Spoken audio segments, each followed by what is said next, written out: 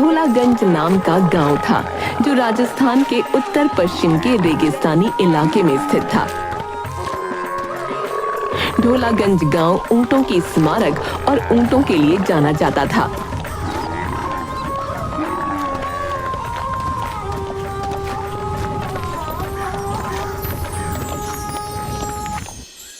एक दिन पत्रकार शिकर ढोलागंज आता है ताकि वो ढोलागंज की कहानी अपने अखबार में छाप सके।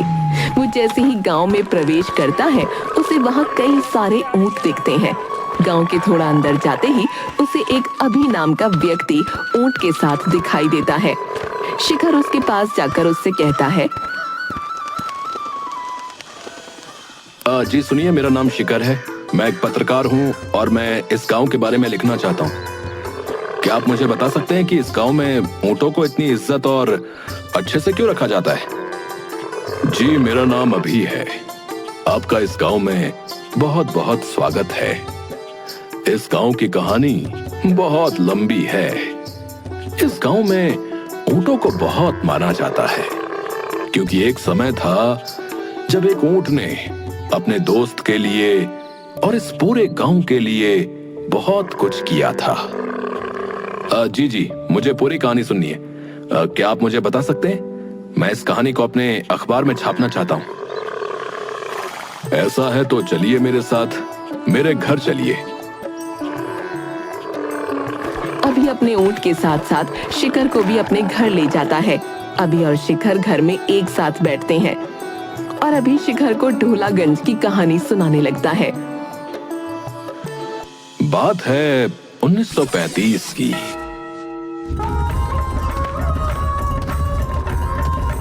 जब ढोलागंज गांव का नाम गणिपुर हुआ करता था।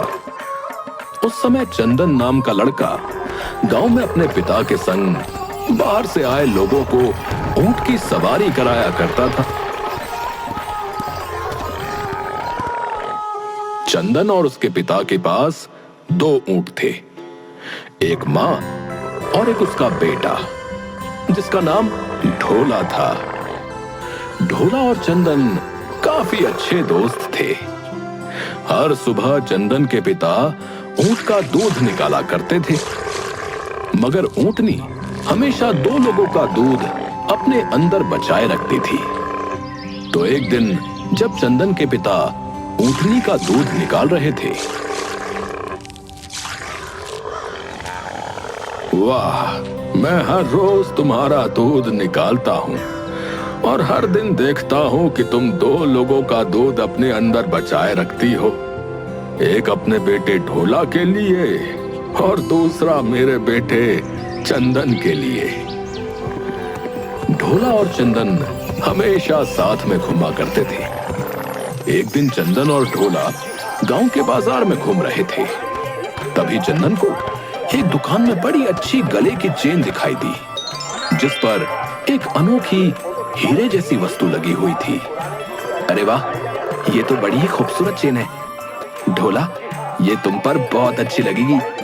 मैं अभी तुम्हारे लिए ये खरीदता हूँ। चंदन की एक दोस्त और थी जिसका नाम पूनम था। जब चंदन वो चेन ढोला के लिए खरीद रहा था, उसी वक्त पूनम वहां आ जाती है और चंदन से कहती है, अरे चंदन, ये इतनी महंगी और खूबसूरत चेन तुम किसके लिए खरीद रहे हो? ये चेन तो मैं अपने दोस्त ढोला के लिए खरीद रहा हूँ। मगर ये तो ऊंट है। चंदन, तुम इस पर इतने पैसे क्यों खर्च कर रहे हो? अरे ऊंट है तो क्या हुआ, है तो मेरा दोस्त ही ना। हम दोनों ढोला की माँ का दूध हर दिन पीते हैं। पूनम, तुम मेरे दोस्त ढोला के बारे में कुछ मत बोला करो, ये मेरा सबसे अच्छा दोस्त है। ये कहकर चंदन और ढोला वापस अपने घर की ओर निकलने लगे। जाते वक्त चंदन रास्ते में रुक गया और ढोला को उसने वो गले की चेन पहना दी। जैसे ही उस चेन को चंदन ने उसके गले में पहनाया, ढोला ने इंसान की तरह बात करना शुरू कर दिया। ये तो बहुत खूबसूरत चेन है। ढोला, तुम बात कर रहे हो? चंदन, तुम्हें मेरी भाषा समझ आ रही है? मैं तो इंसान की तरह बात कर रहा हूं। ये सब इस चेन की वजह से हुआ है ढोला। ये तो जादुई चेन है चंदन। इस चेन की वजह से मैं तुमसे बात कर पा रहा हूं। ये बात चंदन ने अपने पिता को बताई, जिस पर उसके पिता ने चंदन और ढोला से कहा, ढोला, ये ऊपर वाले की देन है रे कि तुम दोनों बात कर सकते हो। अब से तुम दोनों की दोस्ती और भी गहरी हो जाएगी। मगर एक बात याद रखना, तुम दोनों ये बात किसी को मालूम ना पड़ने देना कि ढोला अब बात कर सकता है। नहीं तो किसी की बुरी नजर तुम दोनों पर पड़ जाएगी। जी, मैं इस बात का ध्यान रखूंगा कि ये बात किसी को पता ना चले। शिखर अभी से सवाल करता है। ढोला बात कर सकता था? क्या सिर्फ इतनी सी बात के लिए ये सारे गांव वाले ऊंटों को इतना मानने लगे? नहीं, इस वजह से हम ऊंटों को नहीं मानते कि हमारे गांव में एक ऊंट था जो बात कर सकता था, बल्कि इस वजह से हम ऊंटों को मानते हैं कि जो ढोला ने इस गांव के लिए किया वो इस गांव की मिसाल बन गई। अब ऐसा क्या किया ढोला ने जो पूरे गांव वालों के लिए मिसाल बन गया? ढोला बोलने लगा था, जिस वजह से चंदन और उसकी दोस्ती गहरी हो चुकी थी। मगर थोड़े ही दिनों बाद गणिपुर गांव में पानी की कमी के कारण अकाल आ गया। गांव के सारे कुएं सूख चुके थे। तभी चंदन के पिता ने चंदन को बुलाया और उससे कहा, बेटा, गांव के लोगों को कहीं पानी नहीं मिल रहा है और जल्द ही उनका जमा किया हुआ पानी भी खत्म हो जाएगा। तुम्हें रेगिस्तान के रास्ते से जाकर पानी का कोई जरिया ढूंढना होगा। चंदन के साथ उसकी दोस्त पूनम भी खड़ी थी। चंदन और उसके पिता के बाद पूनम ही थी जिसे यह पता था कि ढोला बात कर सकता है। चंदन के पिता की बात सुनकर पूनम कहती है, अब बिल्कुल चिंता मत कीजिए, मैं भी चंदन के साथ गांव वालों के लिए पानी ढूंढने जाऊंगी। पिताजी, मैं, पूनम और ढोला अभी रेगिस्तान की ओर निकलते हैं पानी को ढूंढने के लिए। ढोला के साथ चलने की बात पूनम को हजम नहीं हुई। क्या वो ढोला भी हमारे साथ चलेगी चंदन? हाँ पूनम, ढोला भी साथ आएगा। आखिर रेगिस्तान में ऊंट से ज्यादा अच्छा साथी और कौन हो सकता है। जाओ बेटा, अब इस गांव को बचाने का जिम्मा तुम्हारे हाथों में है। पानी ढूंढे बिना वापस मत लौटना। जी पिताजी, हम लोग पानी ढूंढकर ही रहेंगे। तो वो तीनों रेगिस्तान में निकल गए पानी की तलाश में। रेगिस्तान में तीनों पानी तलाशने लगते हैं। हर जगह उन्होंने अपनी आंखें घुमाई कि शायद उन्हें छोटा सा ही सही मगर कोई तालाब मिल जाए जिससे वो गांव वालों की पानी की समस्या खत्म कर सके। मगर एक पूरा दिन बीत गया और उन्हें पानी का एक कतरा तक नहीं मिला, जिससे परेशान होकर पूनम ने चंदन से कहा, चंदन, मुझे नहीं लगता कि रेगिस्तान में हमें कोई पानी मिलेगा। जब हमारे कुएं का पानी ही खत्म हो चुका है तो रेगिस्तान में हमें पानी कहां से मिलेगा? मुझे लगता है हमें और आगे जाना चाहिए। क्या पता हमें आगे कोई गांव मिल जाए जहां के कुएं में पानी हो, तो हम पानी को भरकर मेरे पीठ पर रखकर गांव ले आएंगे। तुम चुप रहो ढोला, तुम्हें रेगिस्तान और गांवों के बारे में क्या पता?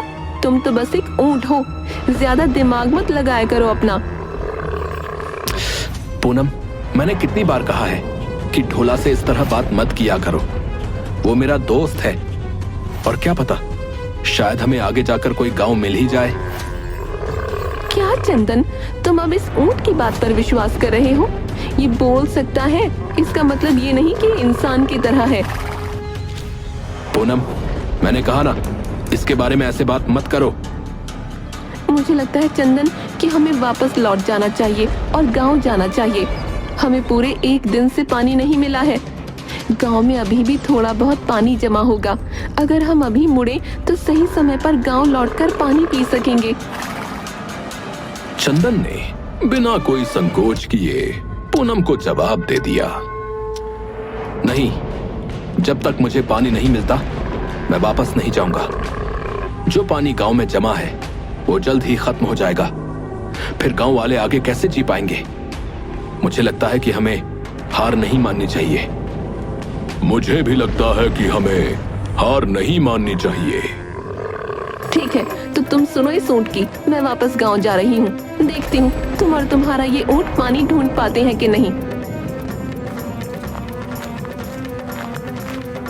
पूनम, जो चंदन की बचपन की दोस्त थी, उसे रेगिस्तान के बीच में छोड़कर वापस अपने गांव लौट गई, जिससे चंदन थोड़ा हताश हो गया। चंदन को हताश देख ढोला ने चंदन से कहा, हताश मत हो चंदन, हम जरूर गांव वालों के लिए पानी ढूंढ लेंगे। तुम्हें याद है ना, तुम्हारे पिताजी ने तुमसे क्या कहा था? हाँ, यही कि जब तक पानी न मिले वापस मत लौटना। गांव वालों को बचाने की जिम्मेदारी अब हमारे हाथों में है। चलो ढोला, हम वापस नहीं लौटेंगे जब तक हमें पानी न मिल जाए। दोनों पानी की तलाश में रेगिस्तान में और अंदर जाते रहे और दर बदर पानी को खोजते रहे। रेगिस्तान में आंधी तूफान आए, मगर उनके मन में एक बार भी यह सवाल नहीं आया कि हमें वापस लौट जाना चाहिए। वो गांव वालों के लिए पानी ढूंढने के लिए रेगिस्तान में जाते रहे। जैसे जैसे वे लोग रेगिस्तान के अंदर जा रहे थे, वैसे वैसे चंदन की हालत खराब होती जा रही थी। तभी ढोला को रेगिस्तान में एक छोटा सा तालाब नजर आया। चंदन, देखो देखो, सामने ही तालाब है। ढोला, ढोला, आखिर हमें पानी मिल ही गया। हमें पानी मिल ही गया। अब हम गांव को बचा लेंगे ढोला। ढोला और चंदन उस तालाब की ओर जाने लगे, पर जैसे ही वो तालाब के पास पहुंचे, पानी की कमी के कारण चंदन बेहोश हो गया और नीचे गिर गया। चंदन, चंदन, उठो उठो मेरे दोस्त, अपनी आंखें खोलो। ढोला तालाब के और करीब आया ताकि थोड़ा पानी अपने मुंह में लेकर चंदन पर छिड़क सके, मगर जैसे ही उसने पानी पीने की कोशिश की, वैसे ही पानी के पास एक जादूगरनी प्रकट हो गई और उसने ढोला से कहा, रुक जाओ ऊंट, मैं जादूगरनी हूँ और ये तालाब मेरा है। इसमें मेरी अनुमति के बिना कोई भी पानी नहीं पी सकता है। जादूगरनी जी, मैं ढोला हूं। मेरा दोस्त चंदन पानी की कमी के कारण बेहोश हो गया है। हम दोनों गांव के लिए पानी की तलाश में इस रेगिस्तान में आए थे। हमारे गांव को पानी की बहुत आवश्यकता है। कृपया इस तालाब का पानी हमारे गांव वालों को इस्तेमाल करने दें। तुम पहले ऊंट हो जिससे मैंने बात करते सुना है। मुझे माफ कर दो ढोला, मगर ये पानी तुम्हारे गांव को मैं नहीं दे सकती हूँ। ये तालाब जादूगरनी से जुड़ा हुआ है। इसकी हर एक पानी की बूंद त्याग मांगती है। मेरे दोस्त को अगर पानी नहीं मिला तो उसकी जान भी जा सकती है और मेरा प्यारा गांव सूख रहा है। मैं अपने दोस्त के लिए कुछ भी त्यागने को तैयार हूं। जादूगरनी जी, बताइए मुझे क्या त्यागना होगा? मैं तुम्हारे दोस्त को ठीक कर दूंगी और तुम्हारे पूरे गांव के कुएं पानी से भर दूंगी, इतना कि उन्हें कभी पानी की कमी ना होगी। मगर ये सब मैं तब करूंगी जब तुम ये गांव छोड़कर मेरे साथ जादू नगरी में चलोगे। तुम्हें खुद को इस दुनिया से त्यागना होगा और मेरे साथ चलना होगा ढोला। तो ढोला ने बिना किसी संकोच के जादूगरनी से कहा, हाँ, मैं तैयार हूं आपके साथ चलने के लिए। बस एक आखिरी बार मुझे अपने दोस्त से बात करने दें। तो जादूगरनी ने चंदन को ठीक कर दिया। चंदन ने अपनी आंखें खोली और ढोला को अपने पास पाया। ढोला की आंखों में आंसू थे और वो आखिरी बार चंदन से बात कर रहा था। अब सब कुछ ठीक हो गया है दोस्त, वापस गांव लौट जाओ और खूब तरक्की करो। अब गांव में कभी पानी की कमी नहीं होगी। ढोला, ढोला नहीं, कहां जा रहे हो? कहां जा रहे हो? मत जाओ, मत जाओ मुझे छोड़कर। तुम मेरे सबसे अच्छे दोस्त थे। मैं आगे तुमसे कभी नहीं मिलूंगा, मगर अगर फिर मौका मिला तो जरूर तुम्हारे साथ और समय बिताऊंगा। ढोला, ढोला नहीं, ढोला, ढोला नहीं। और इस तरह जादूगरनी ढोला को अपने साथ ले गई। चंदन फूट फूट कर रोता रहा और फिर अपने गांव लौट आया बिना ढोला के।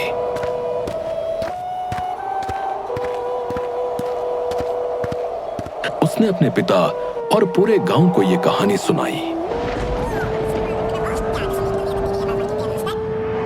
और उस दिन के बाद से सारे कुओं में पानी भर गया और कभी खत्म नहीं हुआ। और इसीलिए ढोला के सम्मान में गांव का नाम बदलकर ढोलागंज रख दिया गया। ढोलागंज की कहानी सुनकर शिखर की आंखों में आंसू आ जाते हैं। ऊंट यहाँ पर दोस्ती का प्रतीक है। ढोला ने हमारे गांव को बचाया था, जिस वजह से इस गांव में ऊंटों को इतना मान दिया जाता है। अरे वाह, ये कहानी मैं जरूर अपने अखबार में छापूंगा ताकि लोग इसे पढ़कर प्रेरणा लें। और आपका बहुत बहुत धन्यवाद ये कहानी सुनाने के लिए। और हाँ, आपने इसे बहुत अच्छे से सुनाया। अच्छे से अच्छे से तो सुनाऊंगा ही ना, क्योंकि ये कहानी मेरे परदादा चंदन जी की जो है।